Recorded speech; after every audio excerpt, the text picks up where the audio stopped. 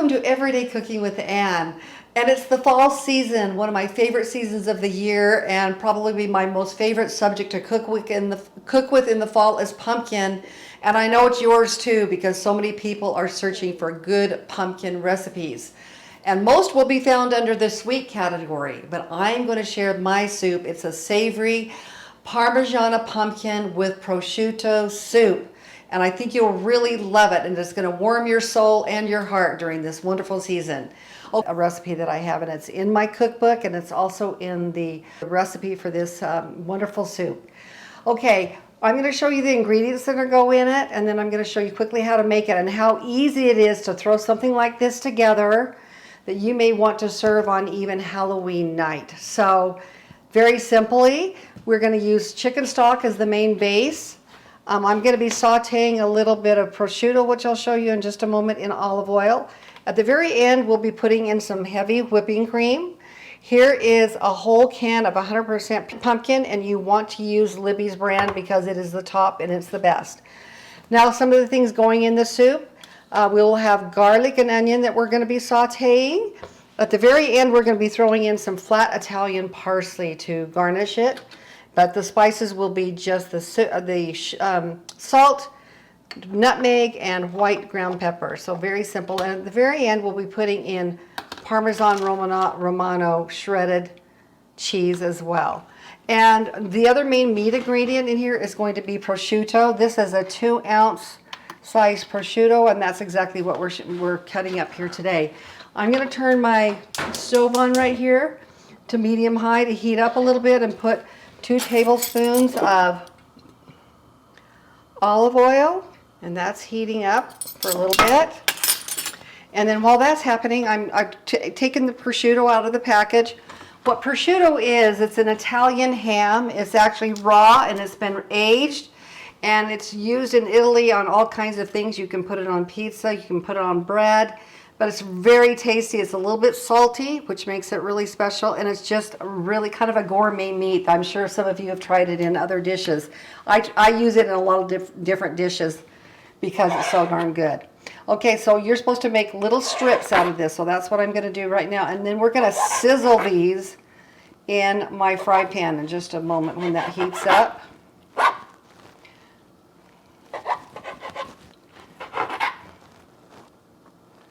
This is going to give it a really unique flavor with the pumpkin.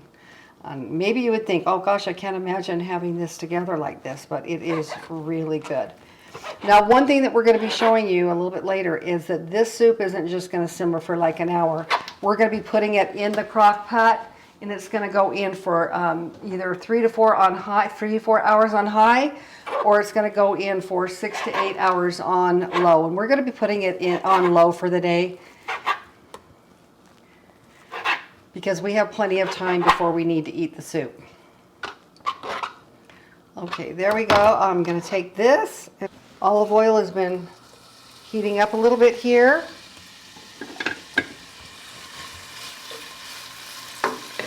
And I want to just sizzle this until it kind of fries up a little bit.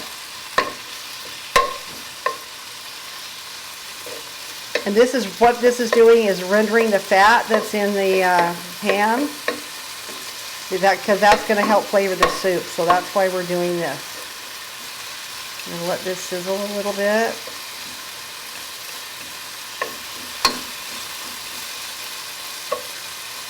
Now, this isn't very much.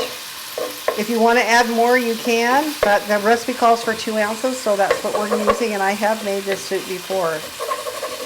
With a group of ladies coming over for lunch in the fall season, and I serve this with either my breadsticks, my Italian breadsticks, or my French bread recipe, which I will add to this video so that you can see how to make that and serve that with this soup. Okay, we're going to take this and just take this out of the pan right now and set this aside. Put in later.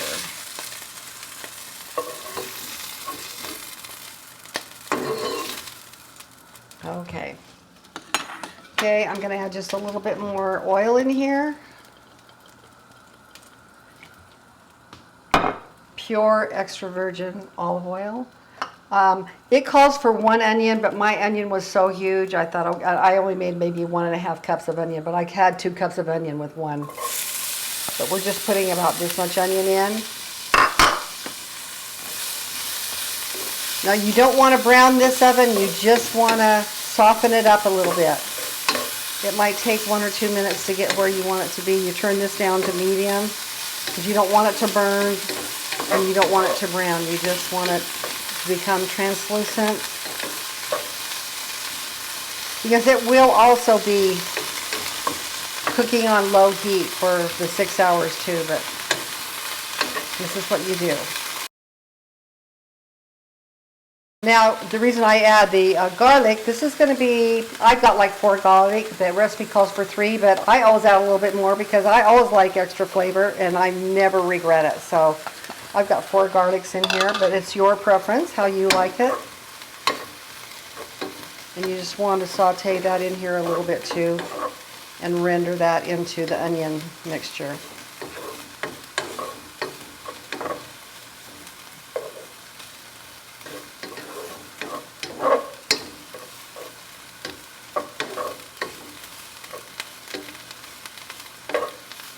Okay, that doesn't take very long. At this point, you're going to want to go ahead and put in all of your pumpkin. Just so you know, this recipe is called pumpkin parmesan or parmesan pumpkin soup. I'm going to get another spoon here.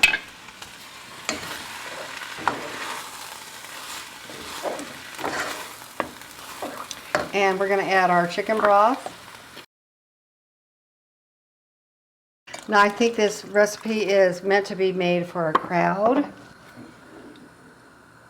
So if there's only just a few of you in your household, I'm sure you can half the recipe, and of course it'll be amazing too.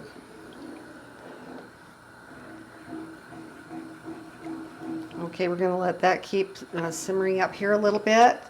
I'm going to go ahead and add a teaspoon of salt. And half a teaspoon of nutmeg. Actually, I think it's about a 1/4 teaspoon of nutmeg. This just adds a little bit unique flavor with the pumpkin. And also some a 1/4 teaspoon of ground white pepper. You don't want the black pepper in here, but the white pepper also gives it a very unique flavor.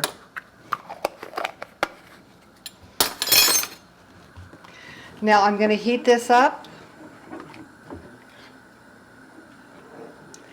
and we're going to, once this all melts up a little bit for the next 5 minutes, I'm going to go ahead and put this in my crock pot, and I'm going to set it on low for 6 to 8 hours.